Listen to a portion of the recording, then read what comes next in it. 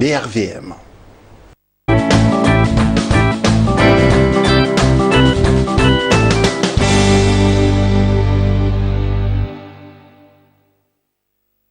Et voilà, nous sommes de retour sur le plateau de Business Matin spécial bourse. Comme je vous le disais tantôt, nous sommes avec Lodamas, spécialiste des marchés financiers. Avec lui, nous ferons le point des marchés financiers concernant la Bourse régionale des valeurs mobilières, BRVM. Lodamas, bonjour. Bonjour Max. On démarre maintenant avec les indices principaux.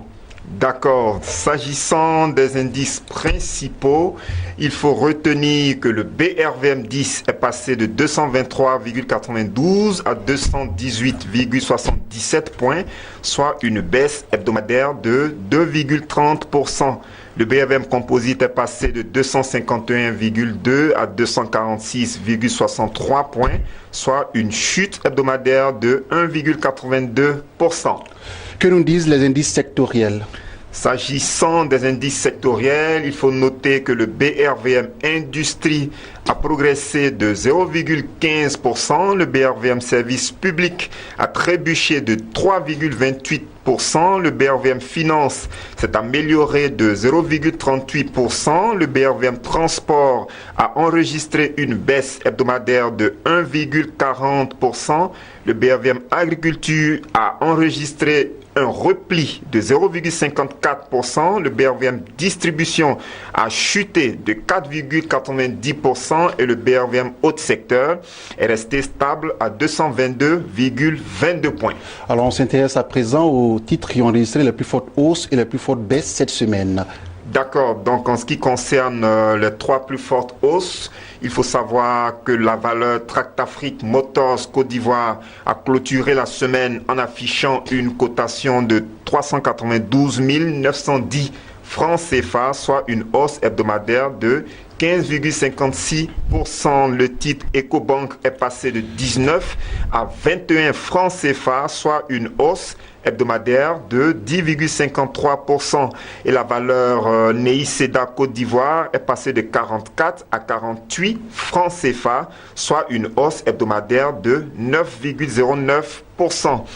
Concernant les trois plus fortes baisses, oui. Il faut noter que le titre Sicable Côte d'Ivoire la semaine en affichant un montant de 1000 francs CFA, soit une baisse hebdomadaire de 97,44%. La valeur SOGB Côte d'Ivoire est passée de 38 000 à 3 700 francs CFA, soit une chute hebdomadaire de 90,26%. On termine avec le titre Total Côte d'Ivoire qui a clôturé la semaine en brandissant une cotation de 11 305 francs CFA, soit une baisse hebdomadaire de 10,98%. Alors, Lodamas, on passe à présent aux valeurs à surveiller cette semaine. Quelles sont les valeurs à surveiller cette semaine? Alors, en ce qui concerne les valeurs à surveiller, nous allons cette semaine parler de deux titres principalement. Lesquels? Le premier titre, il s'agit de la valeur Sicor Côte d'Ivoire. Sicor, c'est la société ivoirienne de coco râpé. Donc, en termes de performance boursière hebdomadaire, il faut savoir que la valeur Sicor Côte d'Ivoire est passée de 5 915 à 6 200 francs CFA, soit une hausse hebdomadaire de 4,82%. Alors, l'information majeure concernant cette société, c'est qu'en fait, elle a rendu public ses états financiers 2015 et 2016. Ce sont des documents que le marché attendait vraiment avec une grande impatience et voici qu'ils ont été rendus publics. Est-ce qu'on peut avoir le contenu de ces états financiers? D'accord. Donc on va d'abord parler des états financiers relatifs à l'exercice 2015. D'accord. À ce niveau, il faut savoir que le chiffre d'affaires de Sicor est passé de 732 millions à 861 millions de francs CFA. Au niveau de l'excédent brut d'exploitation, il est passé de 353 millions à 388 millions de francs CFA. S'agissant du résultat d'exploitation, il est passé de 92 millions à 176 millions de francs CFA. Et en ce qui concerne le résultat net à fin 2015, on est passé de 68 millions à fin 2014 à 434 millions de francs CFA à fin 2015.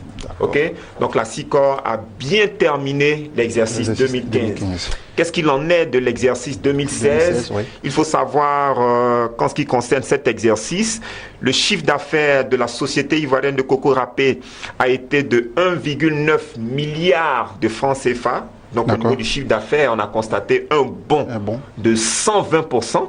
Ce qui est une performance très intéressante. Ensuite, l'excédent brut d'exploitation est passé de 388 millions à 464 millions de francs CFA, soit une progression annuelle de 19,5%. Le résultat d'exploitation est passé de 176 millions à 194 millions de francs CFA, soit une évolution annuelle de 10,23%.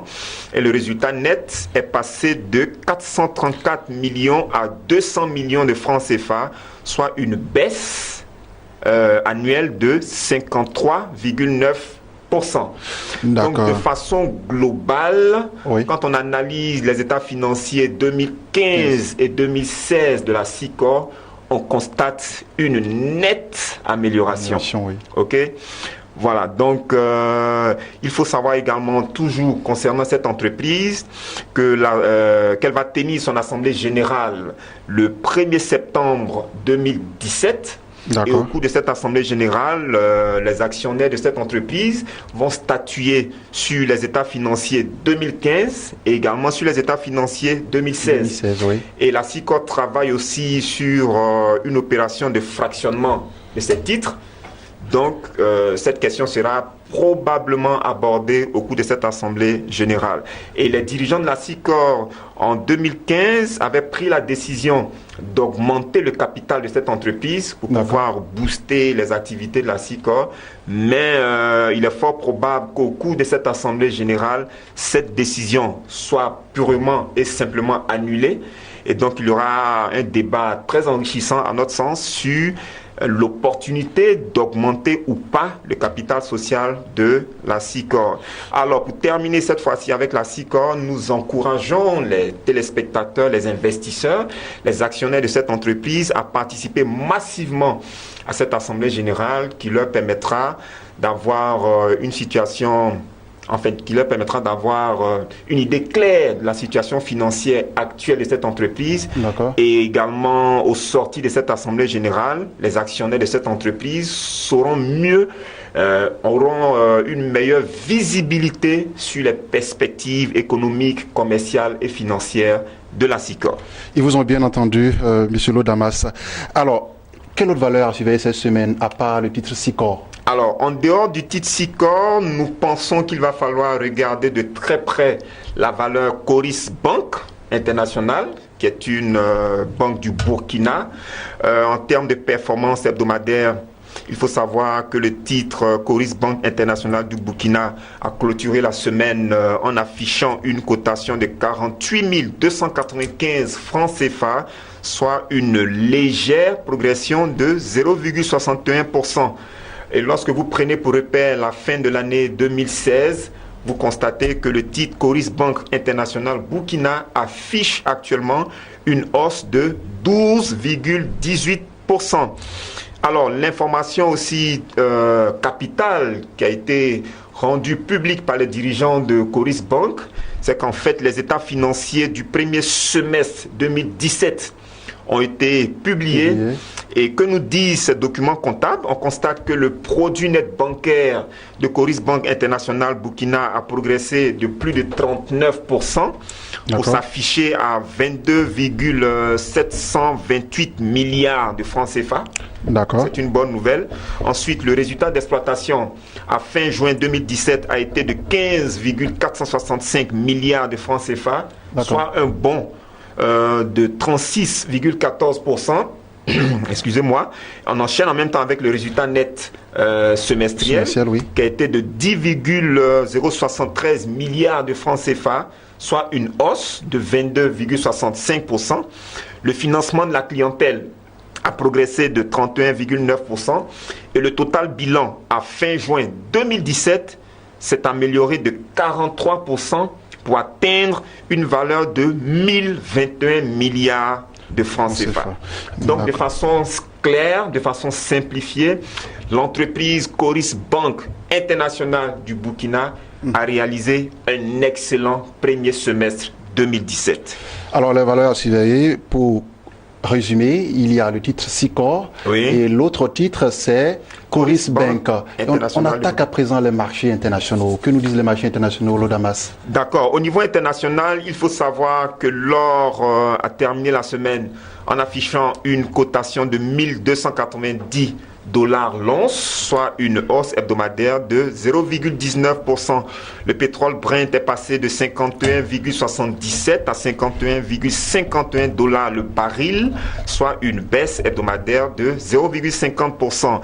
Et le pétrole WTI a clôturé la semaine en affichant une cotation de 47,12 $ le baril, soit une baisse hebdomadaire de 2,43%. Alors, Lodamas, quel conseil avez-vous à donner? Nous sommes pratiquement à la fin de l'émission.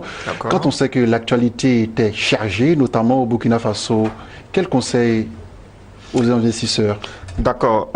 Ce qu'il faut retenir, c'est qu'en fait, le marché est très sensible aux informations. Pour parler du Burkina Faso, le Burkina Faso a été victime d'un attentat terroriste le dimanche dernier. Cet attentat a causé la mort de 18 personnes. Ça a été vraiment dramatique. Et cela n'a pas été accueilli favorablement par le marché. Comment le marché a réagi face à cet attentat? Oui, le marché n'a pas bien réagi parce que c'est une mauvaise nouvelle. Et elle a pu causer une sorte d'inquiétude dans l'esprit de certains investisseurs. Je vais vous donner un cas concret. Lorsque vous prenez par exemple la performance réalisée par la société Onatel Burkina Faso, juste après l'attentat, vous remarquez que par exemple, la valeur boursière de cette entreprise est passée de 8 800 à 7 995 francs CFA, soit une baisse hebdomadaire de 9,15%. Okay? Donc, juste après les attentats, le marché a réagi négativement à cette information et le titre Onatel Burkina Faso a automatiquement dégringolé au niveau du marché des actions de la BRVM. Juste pour vous faire comprendre que le marché est très sensible aux informations de ce genre. Donc, il va falloir prêter attention aux entreprises qui exercent au niveau du Burkina Faso. Nous pensons à Onatel Burkina qu'on a évoqué tout à l'heure. Nous faisons également allusion à la banque BOA Burkina Faso et même aussi à Coris Bank International. Il va falloir donc surveiller avec attention l'évolution de la situation sécuritaire au niveau du Burkina Faso. Alors que faire quand on est investisseur dans ce cas? C'est pourquoi j'ai dit il faut suivre les informations. Comment est-ce que la situation évolue? Comment est-ce que les autorités du Burkina Faso arrivent à gérer cette situation, à renforcer la sécurité? Comment est-ce que même le personnel des entreprises qui ont été citées tout à l'heure, est-ce que le personnel au niveau moral, est-ce que ça va? Est-ce que les activités ont repris effectivement au niveau de ces différentes entreprises? Quel est le contexte qui prévaut actuellement au niveau du Burkina Faso? Comment se porte l'économie du Burkina Faso à la suite de cette attaque terroriste? Ce sont donc toutes ces choses qu'il va falloir suivre de très près et en fonction de l'évolution de la situation, l'investisseur est censé réajuster son portefeuille. Et si les autorités du Burkina Faso ne prennent pas des mesures pour rassurer l'opinion publique nationale et internationale, cela peut provoquer des tensions, des inquiétudes au niveau des investisseurs et certains investisseurs peuvent commencer déjà à céder les titres qui sont relatifs aux entreprises qui évoluent au niveau du Burkina Faso. Donc tous les investisseurs actuellement suivent de très près la situation au Burkina Faso, la situation au Mali, la situation en Côte d'Ivoire, la situation partout au niveau de l'espace UEMOA pour ne pas justement se laisser surprendre par d'éventuelles mauvaises nouvelles. Parce que lorsque le marché enregistre une information comme une mauvaise nouvelle, cela peut avoir un impact négatif sur la performance de certains titres cotés au niveau de la BRVM. D'accord. Voilà. Donc quand vous êtes un investisseur, ce sont des éléments qu'il qu'il vous faut regarder avec beaucoup d'attention pour prendre certaines dispositions au niveau de votre portefeuille. Il faut être l'ami de l'actualité, c'est ça? Oui, on dira ça comme ça. Merci Claude Damas pour toutes ces informations. Merci. Voilà, c'est la fin de ce numéro de Business Matin spécial Bourse.